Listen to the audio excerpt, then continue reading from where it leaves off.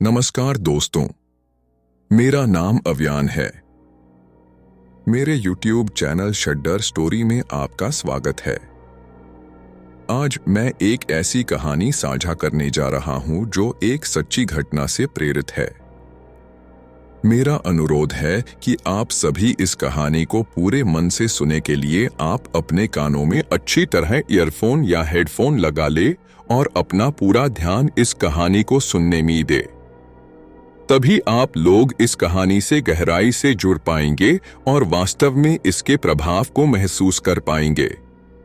कृपया कहानी को अंत तक सुनें और चैनल को सब्सक्राइब करना न भूलें। चलिए आज की कहानी शुरू करते हैं। ये कहानी नेहा की है, जो गर्ल्स हॉस्टल में रहती है और वह अपने कॉलेज खत्म होते ही कॉल सेंटर जॉब ज्वाइन कर लेती है। नेहा अपनी नई जॉब के लिए बहुत उत्साहित है।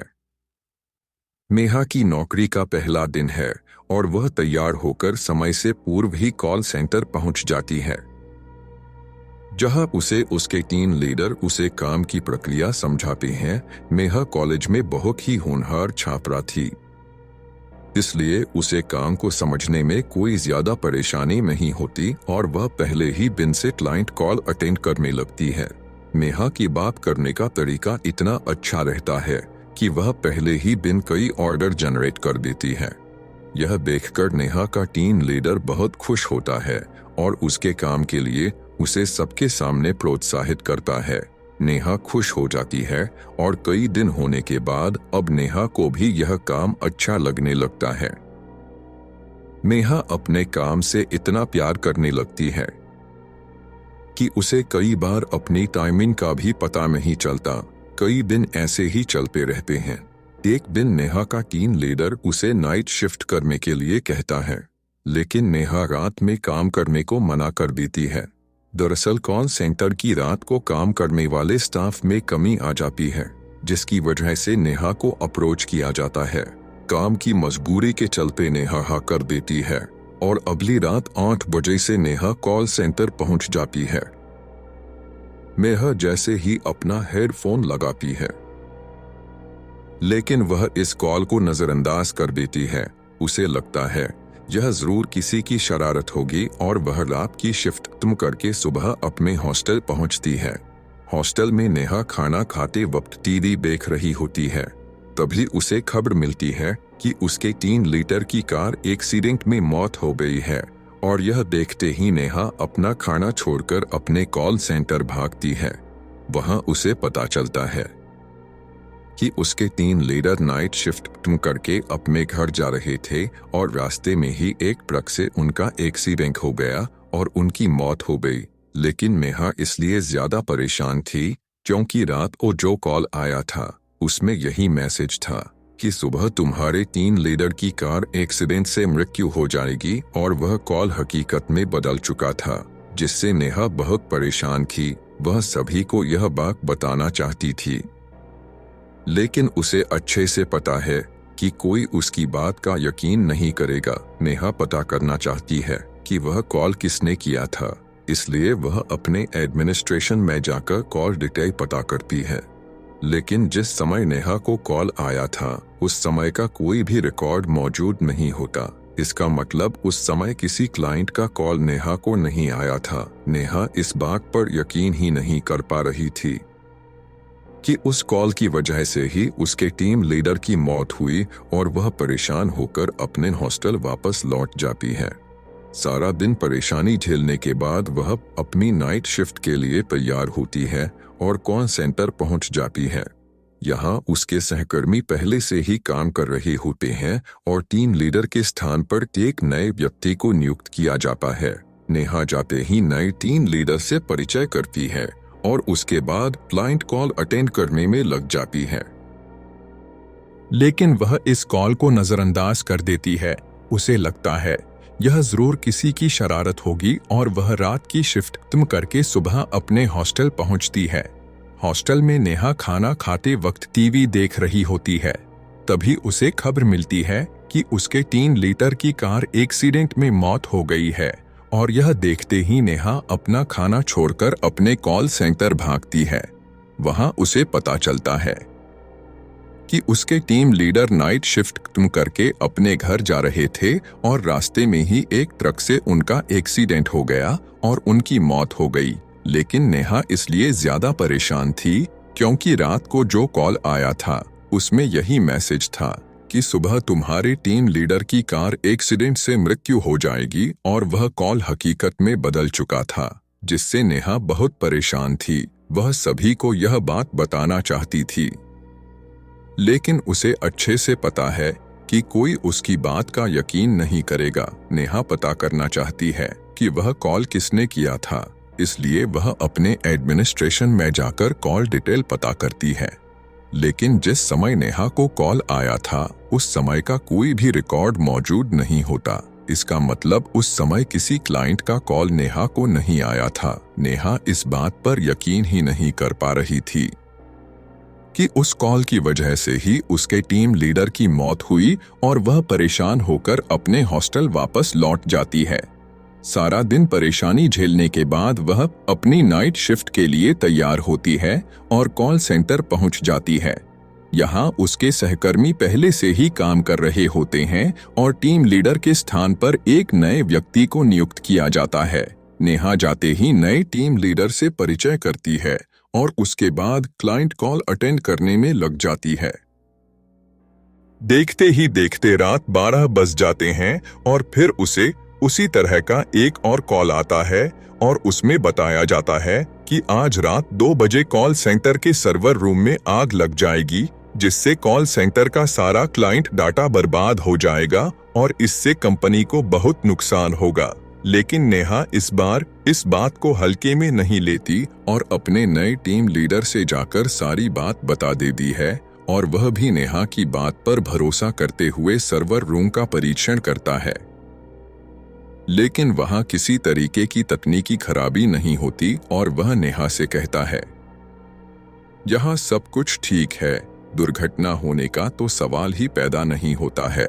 जरूर तुम्हें फर्जी कॉल आया होगा, तुम अपने काम में लग जाओ, इन सब बातों पर ध्यान मत दो। कॉल सेंटर में स्पैम कॉल आम बात है और नेहा वापस कॉल अटेंड करने में लग जाती है। कुछ समय बाद जैसे ही 2 बजते हैं, सर्वर रूम में एक छोटा सा धमाका होता है और काम कर रहे सभी लोग भागते हुए वहां पहुंचते हैं और देखते ही देखते सारे कमरे में आग लग जाती है। टीम लीडर सभी से आग बुझाने को कहते हैं।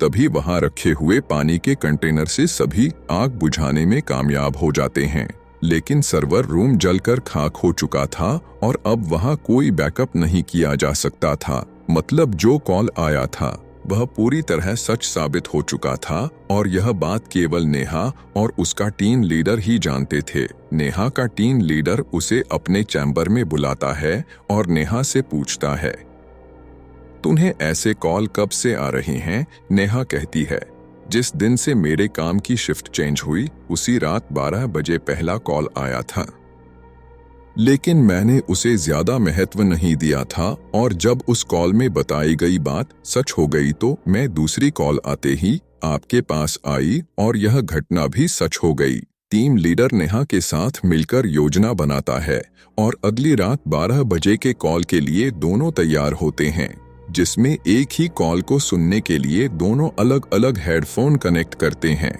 तभी 12 बजते ही कॉल आता है और नेहा कॉल रिसीव करती है और साथ ही अपने टीम लीडर को भी इशारा करती है ताकि वह भी कॉल में बताई जा रही बातें सुन सके और दोनों हेडफोन लगा लेते हैं। नेहा की हेडफोन में आवाज आती है कि आज कॉल सेंटर के चौकीदार की मौत करंट लगने से होगी, और तभी नेहा डर वजह से हेडफोन निकाल देती है और टीम लीडर के चैम्बर में भागते हुए जाती है और कहती है, सर सुना आपने, आज हमारे कॉल सेंटर के चौकीदार की मौत होने वाली है। लेकिन ताज्जुब की बात तो यह है कि टीम लीडर को कोई आवाज नहीं सुनाई दी थी और उसके हिसाब से नेहा को भी कोई कॉल नहीं आया था, क्योंकि ट्रैकिंग डिवाइस में किसी कॉल की पुष्टि नहीं हो रही थी। लेकिन टीम लीडर नेहा की बात पर यकीन करने लगा था और इसलिए वह नेहा की बात मान लेता है और तभी वह कॉल सेंटर के सिक्योरिटी स्टाफ को बुलाता है और उसे पता चलता है कि एक बहुत ही पुराने कर्मचारी हैं जो आज ड्यूटी पर नहीं आए। शायद उनकी तबीयत कुछ ठीक नहीं है। टीम लीडर आए हुए सुरक्षा कर्मियों को केवल आज की रात इलेक्ट्रॉनिक सेटअप से दूर रहने का ऑर्डर देता है ताकि कोई करंट से न मारा जाए। लेकिन मैंने उसे ज्यादा महत्व नहीं दिया था और जब उस कॉल में बताई गई बात सच हो गई तो मैं दूसरी कॉल आते ही आपके पास आई और यह घटना भी सच हो गई। टीम लीडर नेहा के साथ मिलकर योजना बनाता है और अगली रात 12 बजे के कॉल के लिए दोनों तैयार होते हैं, जिसमें एक ही कॉल को सुनने के लिए दोनों अलग अलग हेडफोन कनेक्ट करते हैं। सारी रात गुजर जाती है।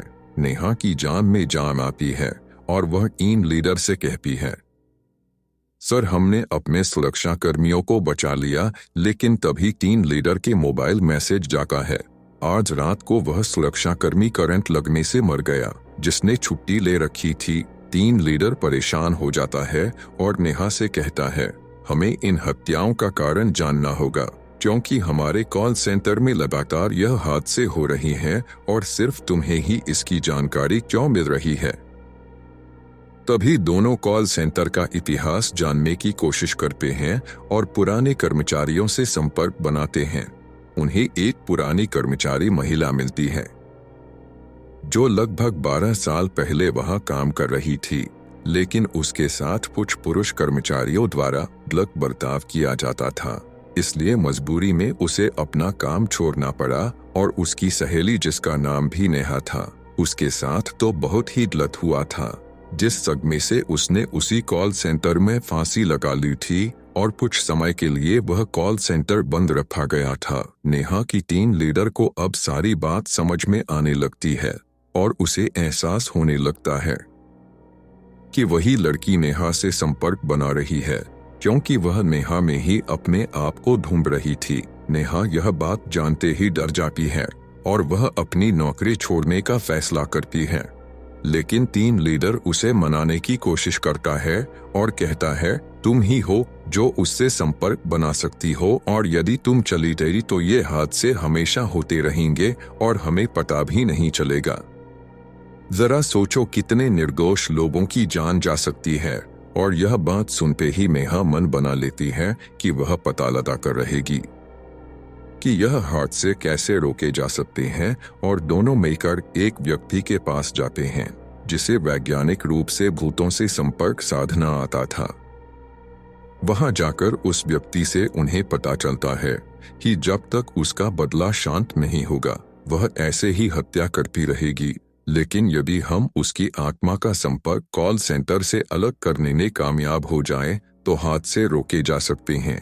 लेकिन इसके लिए नेहा की जान को खतरा हो सकता था क्योंकि उस वक्त नेहा को अकेले ही कॉल सेंटर में रहना होगा और जैसे ही वह नेहा से संपर्क करेगी तो उसे नेहा के शरीर के अंदर आने के लिए यह व्यक्ति विवश कर देगा और उसे नेहा के शरीर के अंदर रखते हुए कॉल सेंटर से बाहर निकालकर किसी दूसरे स्थान में उसे आजाद कर देगा, जिसके लिए उससे जुड़ी पहले की कोई पुरानी वस्तु ही जरिया बन सकती है। और अधिक जानकारी जुटाने से उन्हें पता चलता है कि वह हेडफोन जो नेहा इस्तेमाल करती थी उसे वही लड़की इस्तेमाल किया करती थी, लेकिन यह कार्य गुप्त तरीके से किया जाना था क्योंकि वहां लोगों के होने से असफल होने का खतरा था। टीम लीडर सभी स्टाफ को छुट्टी दे देते हैं और तीनों मिलकर योजना को अंजाम देने के लिए कॉल सेंटर पहुंच जाते हैं।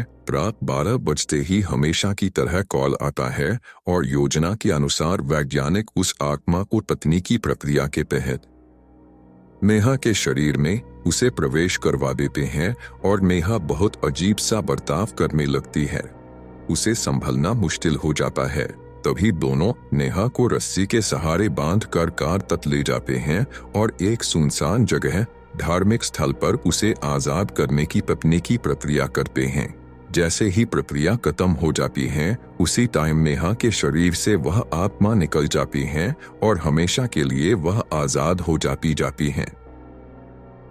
कुछ ही घंटों बाद नेहा को होश आ जाता है। टीम लीडर यह देखकर बहुत खुश होता है क्योंकि उन्होंने खतरा उठाते हुए इतना बड़ा काम कर लिया था और बहुत से बेकसूर लोगों को मरने से बचा लिया था।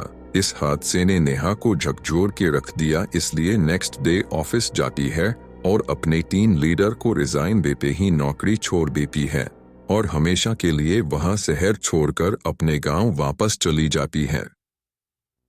इस घटना के बाद कुछ दिनों के लिए कॉल सेंटर में नाइट शिफ्ट बंद कर दी जाती है। इस घटना के कुछ दिन बीते ही थे, अचानक 12 बजे फिर कॉल सेंटर में कॉल आता है, जबकि सारा सिस्टम बंद किया जा चुका था, लेकिन फोन की घंटी बजती रहती है। इसे पता चलता कि आज भी वह कोई है। तो दोस्तों, आज की कहानी यहाँ खत्म होती है। आई होप आप सबको स्टोरी पसंद आई होगी। अगर पसंद आई है तो प्लीज चैनल को सब्सक्राइब करना ना भूले।